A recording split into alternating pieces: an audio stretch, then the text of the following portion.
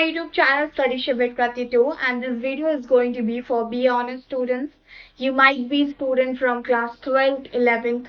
If you don't know how to write your answer in your history paper, this video is going to do a big help to you all because इसमें एक basic सा structure मैं बताने वाली हूँ. जब आप history के पेपर के लिए अपना आंसर राइटिंग करते हो या फिर ऐसे लिखते हो, which I usually say ऐसे sort of a thing, वो कैसे करना है.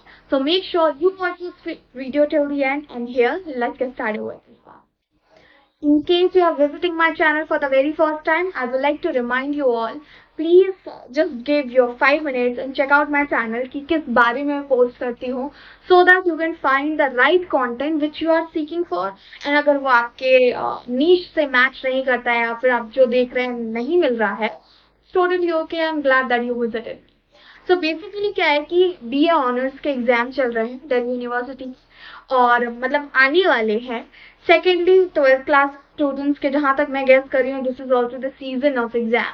तो उसमें हिस्ट्री पेपर एक बड़ा होता है कि यार हिस्ट्री में तो बहुत सारे फैक्ट्स फिगर्स होते हैं, उसका आंसर कैसे लिखना है और कितना लंबा होना चाहिए. So let's talk about it.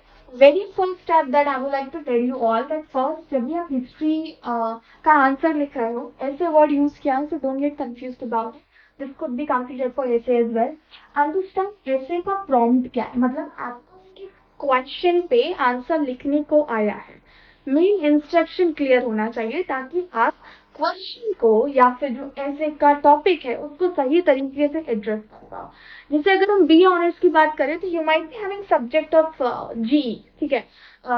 मुझे याद नहीं है जी, आई थिंक हिस्ट्री का पेपर का नाम याद नहीं आ रहा है मुझे. Delhi through the ages, okay I got it, Delhi through the ages. तो उसमें जो क्वेश्चंस है ना वो बहुत ही डायरेक्ट आते हैं, जैसे कि पुरानी दिल्ली के बारे में लिखो या ओल्ड सल्तनत क्या थी, या कोई ना कोई चांदनी चौक के बारे में, कोई इसका दूसरा नाम होगा.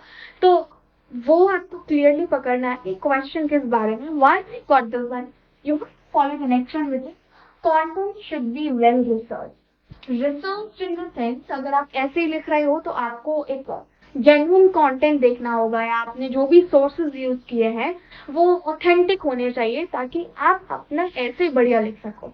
अगर आप आंसर राइटिंग की पर्सपेक्टिव से देखोगे तो कंटेंट से मतलब है आपने जब हिस्ट्री के लिए अपनी तैयारी की होगी ना पेपर के लिए, तो उसका जो भी इंफॉर्मेशन है that you have to use it many times. मतलब मैं बोलूँगी कि थ्योरी वाले पेपर में अक्सर सेम चीजें बार बार रिपीट करती है, बट उनका इलेबोरेशन का तरीका ऐसे होता है that we in the very beginning are not able to understand कि वो आपको किस चीज के बारे में पॉइंट आउट कर रही है.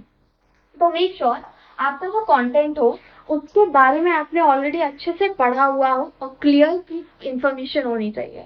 थर्ड आता है स्ट्रक्चरिंग योर एसे, और आई वुड से स्लैश आंसर.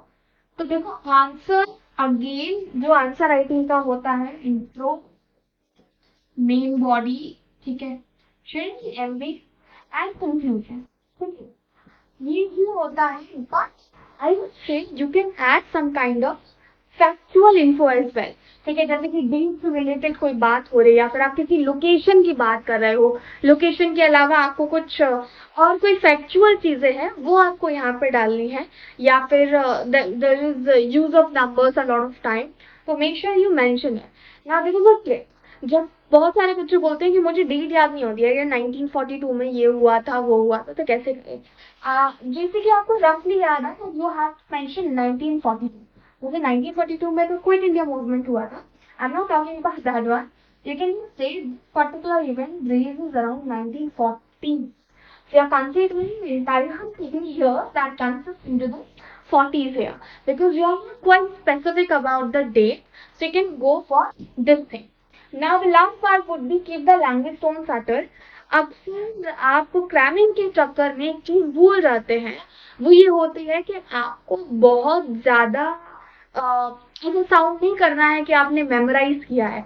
मेमोराइज वाला पार्ट आपका फर्स्ट आंसर से शुरू होते ही फर्स्ट पे ही खत्म हो जाता है, क्योंकि आपने तो रट्टा मारा था और आपको सिर्फ एक आंसर का पता है. आपको through out your answer writing, आप जब अपना एग्जाम अटेम्प्ट कर रहे हो उस दौरान आपको एक जैसा साउंड करना है, यानी कि language should be your, information should be from books that you have studied. ठीक है, क्वेश्चन उससे पूछा गया है, आप समझा रहे हो, आप वो आंसर लिख रहे हो, तो लैंग्वेज आपका आना चाहिए। That's it. यूजुअली मुझे ये ऐसे के बारे में बताना था, बट हमारे एग्जाम टाइम चल रहा है, तो I thought it would be more appropriate to guide students जो हिस्ट्री का पेपर अटेम्प्ट करने जा रहे हैं। That's it. Hit the like button, share this video, and also visit shaishivithkati.com, my website, अगर आपको वहाँ यूजफुल हमारे ब्लॉग्स मिल पाए तो, because I post lot of blogs, इससे रिलेटेड मैंने ब्लॉग भी पोस्ट किया है in fact. Bye bye for now, मिलेंगे हमारे नेक्स्ट